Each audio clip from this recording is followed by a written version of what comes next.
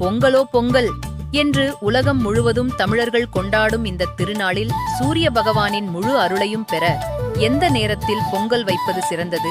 இதோ அந்த ஆன்மீக ரகசியம். வணக்கம். தை பிறந்தால் வழி பிறக்கும் என்பது வெறும் பழமொழி அல்ல, அது தமிழர்களின் நம்பிக்கை.